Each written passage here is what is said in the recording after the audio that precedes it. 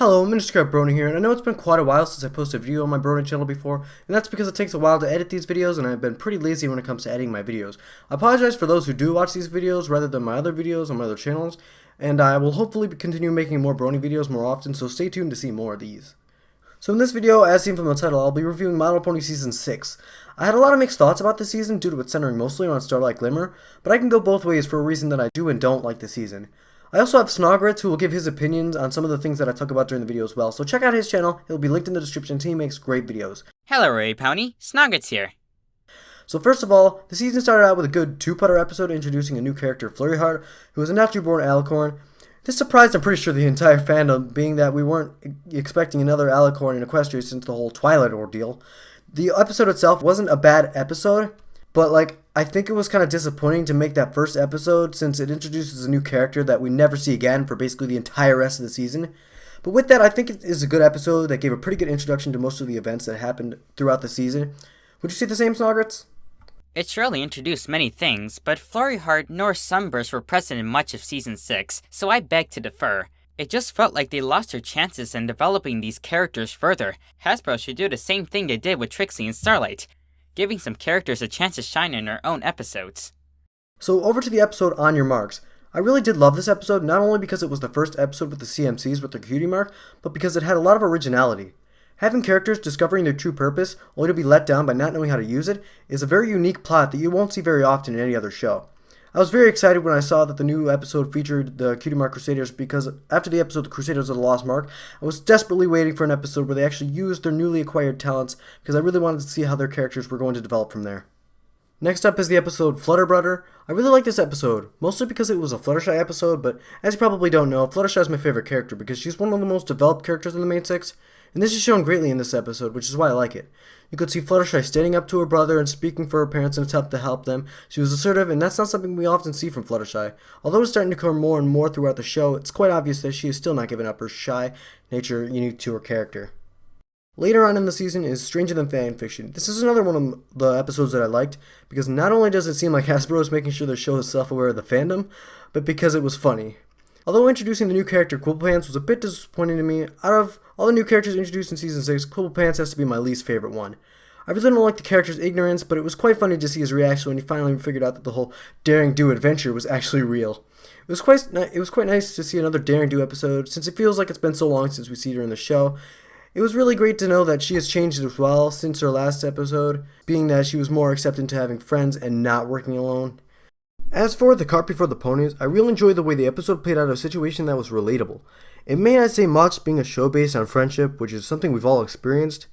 Nonetheless, it seems the episodes revolving around the CMC and their relationship with their older siblings are becoming more common. The plot of this episode reminds me of The Sisterhood of Social, but based on all of the CMC together. It's interesting how they were able to put together all of the CMC's reactions toward the actions of their older siblings. And hey, quit it, Hasbro! 2 episodes later, we have The Times They Are Changeling, which was probably one of my second favorite episodes from Season 6. I love it that it was more revolved around Spike, who quite frankly doesn't get enough screen time. This episode shows the comment saying, "Don't judge a book by its cover," and it does it in such a unique way you forget the plot was based on it. I really love that the episode also presented a new character, and a really good one at that, Thorax. Thorax, the reformed changeling, became an instant favorite from my list for the new characters introduced in Season 6. Although if there was one bad thing I'd have to say about that episode, it'd be that they probably shouldn't have Spike sing another song. Hint, hint. Now on to the next episode that I feel was pretty important within Season 6, Dungeons and Discords. This was a great episode because not only did it show that the side characters actually have a life when not on screen, but it shows the development of side characters and their personalities off screen. I really do like how in the episode, Discord shows the development of his relationship with other characters and how he's changing in regard to his acceptance of friendship and other characters' diverse personalities. It's great to see that not only is Discord's character improving throughout the show, but the other characters are better realizing that he is in fact trying to be a better friend. However he ends up doing it. To skip around a bit, the episode PPOV Pony Point of View was a good episode, not only because it was very funny, but it also presented that even though the main six are great friends and their friendship is strong, they can still have a misunderstanding and arguments like anybody else does.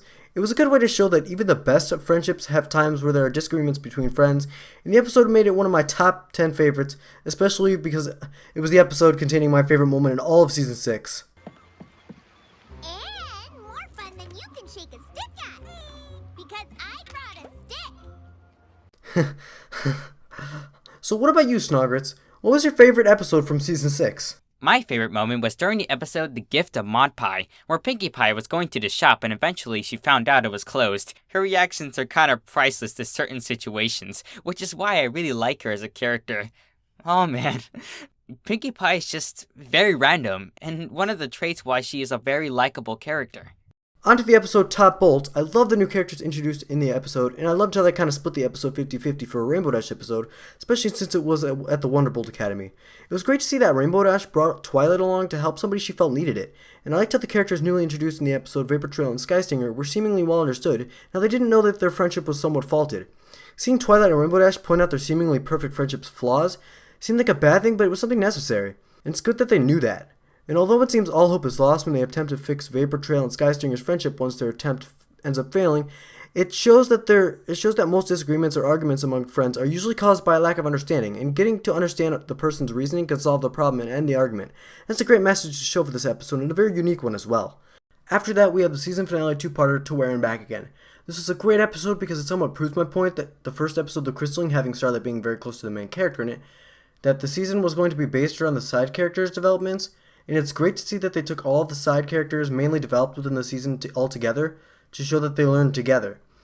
It was a spectacular Season 6 finale, and not only because of the side characters' developments shown all together, but because the plotline in this episode also had a lot of originality. Starlight, Discord, Trixie, and Thorax all proved that they were able to realize each other's true strengths, and not only help them embrace it, but use it for good. Them not being able to use magic to stop Queen Chrysalis was a very purposeful barrier for the characters. Not only did it help them rely on each other's unique talents, but it also helped them stay together. In the end, it was great to see that Starlight, Discord, Trixie, and Thorax had all been worth something more than just side characters.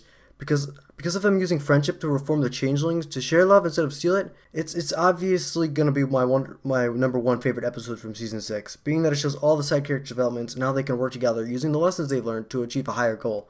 I love that type of plot, and I absolutely cannot wait to see more of it throughout the show. And I'm sure that I'll be seeing it throughout the Season 7. And what were your thoughts on the finale episode in Season 6? It's very unique and interesting.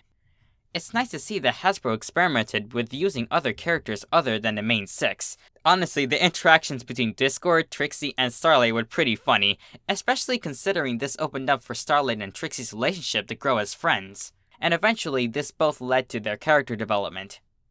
Have to give it to them, Hasbro has done a really good job developing Starlight Glimmer. And with that, I'm led to believe that the episodes from Season 6 did bring a lot of originality. Would you say the same too, Snogwritts? Yes, indeed. The episodes brought a lot of originality. A good example is 28 Pranks Later, the situation where Rainbow Dash was pranking everybody else, but then later learns that pranking others has its consequences, especially when at the end, spoiler alert, Rainbow Dash learns a lesson. It was surely a nice plot twist and a creative way of shocking the viewer, but most importantly, it was a creative plotline. Yep, thanks for being here, Snogwritts. So in conclusion, the episodes of Season 6 flow together very well, and they do feel very relatable. As I said earlier, the only flaw that I feel is presented in Season 6 of MLP was that Starlight got a little bit too much screen time. This is the only thing keeping me from thinking that Season 6 was definitely good in my opinion. And this kind of thing is very new to me and my channel, so it's definitely going to be a work in progress.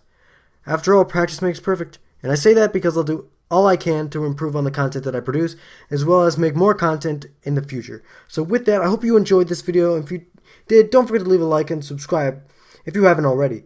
And if you already subscribed, be sure to press that bell icon to get notifications for when I post videos on my channel.